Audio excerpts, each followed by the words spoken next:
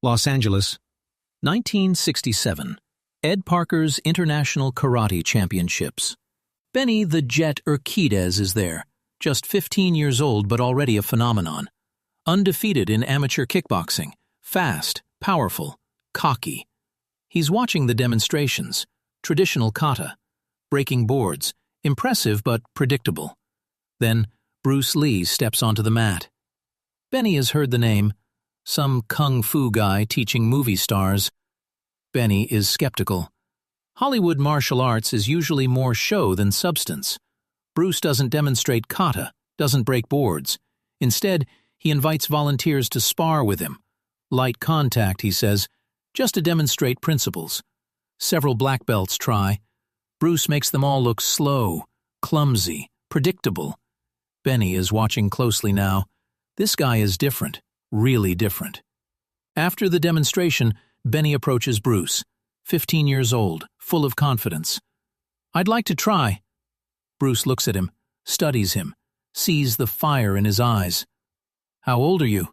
"15, but I'm undefeated, 43 fights." Bruce smiles. "Impressive. What style?"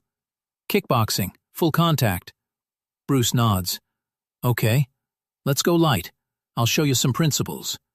What happens in the next 90 seconds will change Benny Urquidez's entire approach to fighting, and through Benny, change kickboxing forever. Because 30 years later, a young Joe Rogan will watch Benny fight and decide to dedicate his life to martial arts. The lineage running from Bruce Lee to Benny Urquidez to Joe Rogan, changing combat sports forever. Let me tell you about 90 seconds that created a ripple effect lasting half a century. 1967. Benny the Jet Urquidez is a prodigy. Started training at age 4. By 15, he's undefeated. 43 amateur kickboxing matches, 43 wins. He's fast, incredibly fast. His kicks are like gunshots. His combinations flow naturally. He's studying multiple styles, boxing, karate, judo, wrestling, trying to create something complete. But he has a problem. He's hitting a ceiling. He can beat everyone in his division easily, too easily. He's not learning anymore, not growing. He needs someone to challenge him, someone to show him what he doesn't know. At the Long Beach tournament, Benny watches Bruce Lee's demonstration. Bruce moves differently than anyone Benny has ever seen, not rooted in one style, flowing, adapting. When Bruce calls for volunteers, several black belts try to spar with him. Bruce doesn't overpower them. He just makes them miss.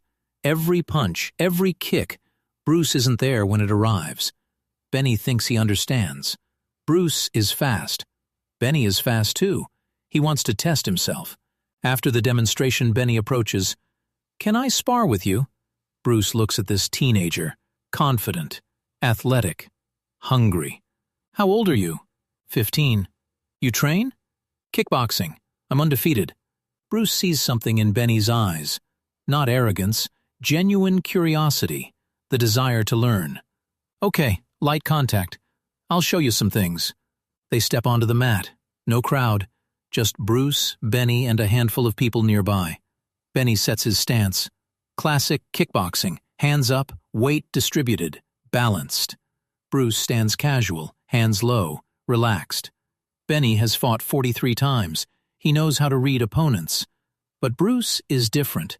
No tells, no tension, just presence. "Come at me," Bruce says. "Full speed. I'll control the contact."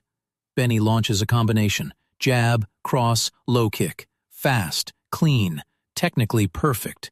Bruce isn't there. All 3 strikes hit air. Benny resets, tries again. High kick, spinning back fist, sweep. Bruce moves minimal distances, inches, but every strike misses. Benny is confused. He's never had someone avoid his attacks so easily. He's the fast one. How is Bruce faster? Bruce taps Benny's shoulder. Light. "You're telegraphing." "What?" "Your shoulder drops before you kick. Your eyes focus on targets before you punch. You're fast, but you're predictable." Benny processes this. No one has ever told him this before. "Show me." Bruce demonstrates. "Watch my shoulders when I kick." Bruce throws a kick. Benny watches. Bruce's shoulders don't move. The kick just appears, no warning. How? Economy. You wind up to generate power. I generate power through structure and timing. No wind-up means no telegraph. Benny tries to apply it immediately, throws a kick without dropping his shoulder. It feels weak, off balance. It'll take time, Bruce says. Your body is trained to generate power one way. Learning a new way means starting over in some areas. They spar again.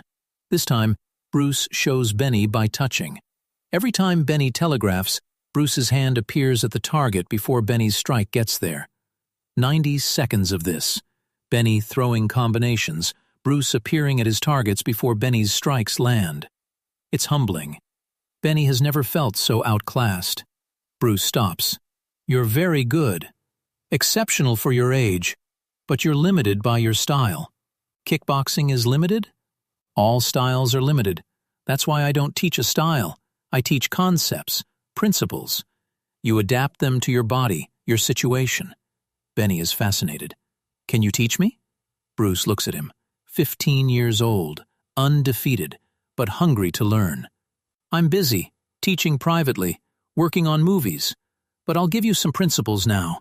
If you apply them, they'll change your fighting. For the next 20 minutes, Bruce teaches Benny concepts. Not techniques, concepts. Centerline theory, economy of motion, non-telegraphic movement, intercepting attacks, reading rhythm. Benny absorbs everything, takes mental notes. This is what he's been missing. The problem with kickboxing, Bruce says, is it's designed for sport. Rules, rounds, referees. Real fighting has none of that. If you only train for sport, you develop habits that could get you hurt in real situations. Like what? You turn your back for spinning techniques. In sport, that's fine. Your opponent won't hit you while you're turned. In the street, they will. You keep your hands up to protect from legal targets. But in real fighting, there are no illegal targets. Groin, eyes, throat, all valid. Benny nods. He's never thought about this. So, how do I train for both? You train concepts, not techniques. Techniques are rigid. Concepts adapt. If you understand why something works, you can apply it anywhere. If you love Bruce Lee stories, subscribe. I post rare stories every day. Benny leaves that tournament changed. Not in his techniques, those are still the same, but in his understanding. Over the following months and years, Benny transforms his approach. He keeps his kickboxing base but adds elements Bruce showed him.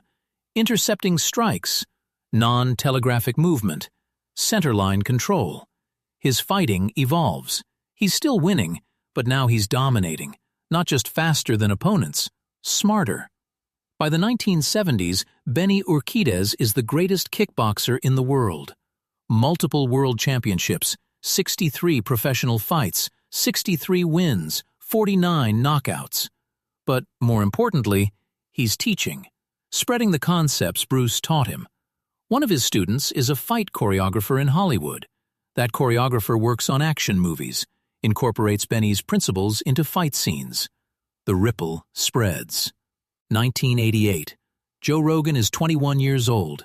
He's training in Taekwondo, competing successfully. But he feels something is missing. He watches a kickboxing match, Benny the Jet Urquidez versus some Japanese champion. Benny moves differently than other kickboxers. Fluid, unpredictable, economical. Joe is mesmerized. He starts studying Benny's fights obsessively. The way Benny intercepts attacks, the way he controls centerline, the way his strikes appear without warning. This becomes Joe's inspiration. He transitions from Taekwondo to kickboxing. But not just kickboxing. He incorporates the concepts he sees in Benny's style. Years later, Joe becomes a commentator for the UFC.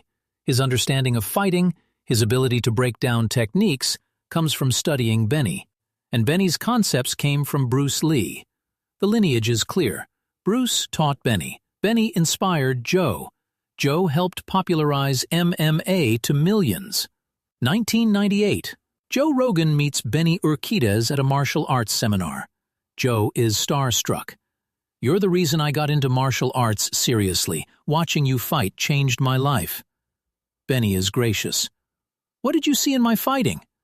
The economy, the interception, the way you controlled the center. You fought smarter than everyone else. Benny smiles. I learned that from Bruce Lee. 1967. He sparred with me for 90 seconds. Showed me I didn't understand fighting as well as I thought. That 90 seconds changed everything. Joe is stunned. You trained with Bruce Lee? Once, when I was 15. Just a demonstration. But he showed me concepts that transformed my entire approach. Joe thinks about this. His entire martial arts journey traces back to watching Benny.